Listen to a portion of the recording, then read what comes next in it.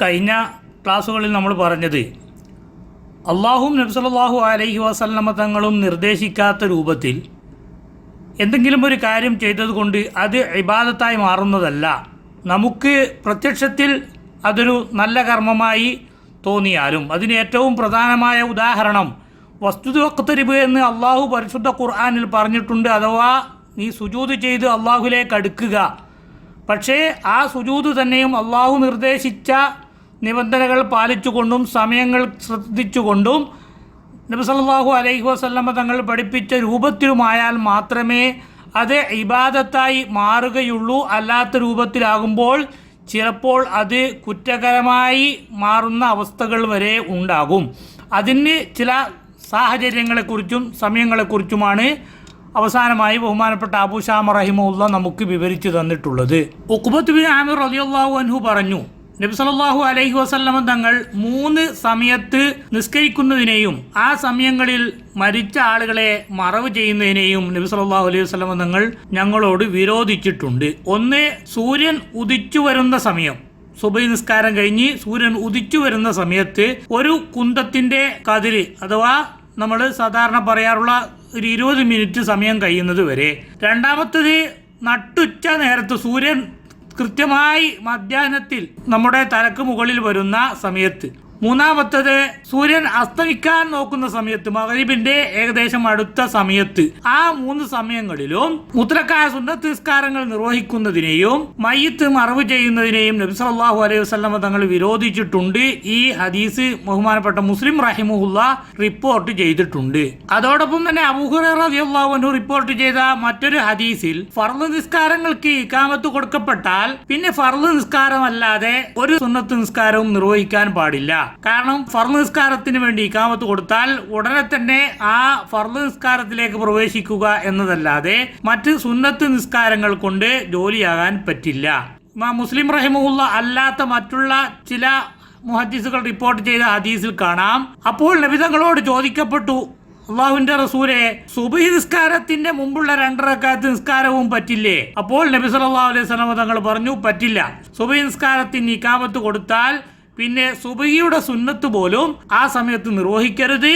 അത് സുബ്ഹി നിസ്കാരം കഴിഞ്ഞതിന് ശേഷം നിർവഹിക്കണമെന്നാണ് മഹാന്മാരായ പണ്ഡിതന്മാർ നമുക്ക് പഠിപ്പിച്ചിട്ടുള്ളത്. ഇതൊക്കെ നമ്മുടെ നാടുകളിലുള്ള ആളുകൾക്ക് നല്ല ബോധമുള്ളതായി പലപ്പോഴും നമ്മുടെ ശ്രദ്ധയിൽപ്പെട്ടിട്ടുണ്ട്. പക്ഷേ മറ്റു പല നാടുകളിലുമുള്ള ആളുകൾ, പ്രത്യേകിച്ച് പാകിസ്ഥാനികളായ ആളുകളോ നമ്മുടെ പരിസരങ്ങളിൽ ഗൾഫ് രാജ്യങ്ങളിലൊക്കെ സുബ്ഹി നിസ്കാരത്തിന്റെ ഇഖാമത്ത് കൊടുത്താലും ഉടനെ പുറത്തു നിന്ന് സുന്നത്ത് നിസ്കാരം കഴിച്ചതിന് ശേഷം ജമാഅത്തിൽ വന്നു ചേരുന്നത് പലപ്പോഴും നമ്മുടെ ശ്രദ്ധയിൽപ്പെട്ടിട്ടുണ്ട്.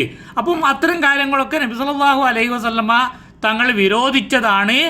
അതുകൊണ്ട് അത് കണ്ടുകൊണ്ട് നമ്മളാരും പഠിക്കണ്ട എന്ന കാര്യം കൂടി സാന്ദർഭികമായി ഉണർത്തുന്നു. മറ്റൊരു വിഭാഗത്തിൽ കാണാം, നബി സല്ലല്ലാഹു അലൈഹി വസല്ലമ തങ്ങളോട് ഒരാൾ വന്ന് ചോദിച്ചു, രാത്രിയിലും പകലിലും ഒക്കെ നിസ്കരിക്കാൻ പറ്റാത്ത സന്ദർഭങ്ങൾ ഏതൊക്കെയാണ്?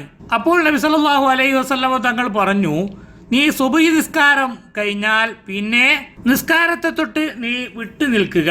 ബഹുമാനപ്പെട്ട അബൂ ദാവൂദ് റഹിമഹുല്ലാഹ് ആയിഷ റളിയല്ലാഹു അൻഹയെ തൊട്ട് റിപ്പോർട്ട് ചെയ്ത ഒരു ഹദീസിൽ കാണാം, നബി സല്ലല്ലാഹു അലൈഹി വസല്ലമ തങ്ങൾ അസ്ർ നിസ്കാരത്തിന് ശേഷം സുന്നത്ത് നിസ്കാരം നിർവഹിക്കാറുണ്ടായിരുന്നു. പക്ഷേ മറ്റുള്ളവരോട് നബി സല്ലല്ലാഹു അലൈഹി വസല്ലമ തങ്ങൾ അങ്ങനെ നിസ്കരിക്കരുത് എന്ന് വിരോധിക്കാറും ഉണ്ടായിരുന്നു. അതുപോലെ ഒരു നോമ്പ് കഴിഞ്ഞാൽ ഭക്ഷണം കഴിക്കാതെ അടുത്ത നോമ്പ് അനുഷ്ഠിക്കുന്ന വിസാല് എന്ന ഏർപ്പാട് നബി സല്ലല്ലാഹു അലൈഹി വസല്ലമ തങ്ങൾ നടത്താറുണ്ടായിരുന്നു. പക്ഷേ ജനങ്ങളോട് അങ്ങനെ ചെയ്യരുത് എന്ന് നബി തങ്ങൾ വിരോധിക്കാറും ഉണ്ടായിരുന്നു. അഥവാ ഇത് നബി സല്ലല്ലാഹു അലൈഹി വസല്ലമ തങ്ങൾക്ക് മാത്രം അള്ളാഹു പ്രത്യേകം അനുവദിച്ച ആനുകൂല്യമാണ്. അത് മറ്റുള്ളവർ തുടരാൻ പറ്റില്ല. അതാണ് നാം നേരത്തെ സൂചിപ്പിച്ചത്. നബി സല്ലല്ലാഹു അലൈഹി വസല്ലമ തങ്ങൾക്ക് മാത്രം പ്രത്യേകമായി നൽകിയ ചില കാര്യങ്ങളെ മറ്റുള്ളവർക്ക് കൂടി അനുവദനീയമാണ് അല്ലെങ്കിൽ പുണ്യകരമാണ് എന്ന് ചിന്തിച്ചുകൊണ്ട് ചില വിവരമില്ലാത്ത ആളുകൾ ഖിയാസാക്കുന്നത് പലപ്പോഴും ദീനിൽ കടത്തിക്കൂട്ടലായി മാറാറുണ്ട് എന്ന് അബൂ ശാമ റഹിമഹുല്ലാ നേരത്തെ വിവരിച്ചത് നാം ഇവിടെ ഉദ്ധരിച്ചിട്ടുണ്ട്. അതുപോലെ ഇമാം ബുഖാരി റഹിമഹുല്ലാ റിപ്പോർട്ട് ചെയ്ത ഒരു ഹദീസിൽ കാണാം, ഉമർ ഇബ്നുൽ ഖത്താബ് റളിയല്ലാഹു അൻഹു അസ്ർ നിസ്കാരത്തിന് ശേഷം നിസ്കരിക്കുന്ന ആളുകളെ വിരോധിക്കാറുണ്ടായിരുന്നു. ആരെങ്കിലും അങ്ങനെ നിസ്കരിക്കുന്നത് ഉമർ റളിയല്ലാഹു അൻഹുവിന്റെ ശ്രദ്ധയിൽപ്പെട്ടാൽ ഉമർ റളിയല്ലാഹു അൻഹു അടിക്കാറുണ്ടായിരുന്നു. അതുപോലെ ഉമർ റളിയല്ലാഹു അൻഹു പറയുന്നു, ഞാൻ നിസ്കരിക്കാറുണ്ടായിരുന്നു. അപ്പോൾ മുഅദ്ദിൻ നിസ്കാരത്തിന് വേണ്ടി ഇഖാമത്ത് കൊടുക്കാൻ തുടങ്ങിയാൽ നബി സല്ലല്ലാഹു അലൈഹി വസല്ലമ തങ്ങൾ എന്നെ പിടിച്ചു വലിച്ചുകൊണ്ട് നീ സുബ്ഹി 4 റക്അത്താക്കുകയാണോ എന്ന് ചോദിക്കാറുണ്ടായിരുന്നു. അഥവാ സുബ്ഹി നിസ്കാരത്തിൻ്റെ ഇഖാമത്ത് കൊടുത്തതിന് ശേഷം സുബ്ഹിൻ്റെ സുന്നത്ത് നിസ്കാരം നിർവഹിക്കാൻ ആരംഭിച്ചാൽ നബി സല്ലല്ലാഹു അലൈഹി വസല്ലമ തങ്ങൾ ചോദിക്കും, നീ സുബ്ഹിയുടെ റക്അത്തുകളെ 4 ആക്കുകയാണോ? 2 റക്അത്ത് ഫർളും 2 റക്അത്ത് സുന്നത്തും ഒന്നിച്ച് നിർവഹിക്കുന്ന ഒരു രൂപത്തിൽ, കോലത്തിൽ 4 ഒന്നിച്ച് നിസ്കരിക്കുന്ന രൂപത്തിലാകുമ്പോൾ അത് സുബ്ഹി 4 തോന്നുന്ന രൂപത്തിലായി പോകും. അതുപോലും പറ്റില്ല എന്ന നിലക്ക് നബി സല്ലല്ലാഹു അലൈഹി വസല്ലമ തങ്ങൾ നീ സുബ്ഹിയെ 4 റക്അത്താക്കുകയാണോ എന്ന് ചോദിക്കാറുണ്ടായിരുന്നു എന്ന് ഉമർ ഇബ്നുൽ ഖത്താബ് റളിയല്ലാഹു അൻഹു നമുക്ക് വിവരിച്ചു തരുന്നു.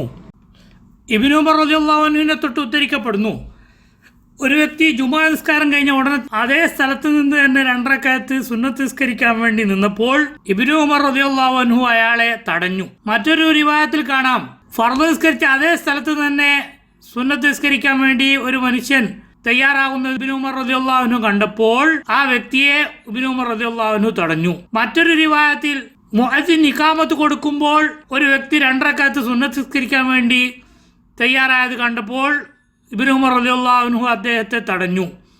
എന്നിട്ട് ഇബ്നു ഉമർ റളിയല്ലാഹു അൻഹു ചോദിച്ചു, നിങ്ങൾ സുബ്ഹി 4 റക്അത്ത് നിസ്കരിക്കുകയാണോ? ഈ റിവായത്തുകളൊക്കെ ഇമാം ബൈഹഖി സുനനുൽ കബീർ റിപ്പോർട്ട് ചെയ്തിട്ടുണ്ട്.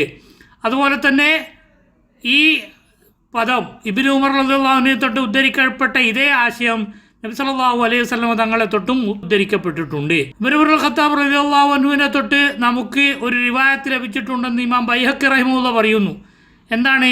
ഇഖാമത്ത് കേട്ടുകൊണ്ടിരിക്കെ ഒരാൾ സുന്നത്ത് നിസ്കരിക്കാൻ വേണ്ടി തയ്യാറായാൽ അവയെ ഉമർ റളിയല്ലാഹു അൻഹു അടിക്കാറുണ്ടായിരുന്നു.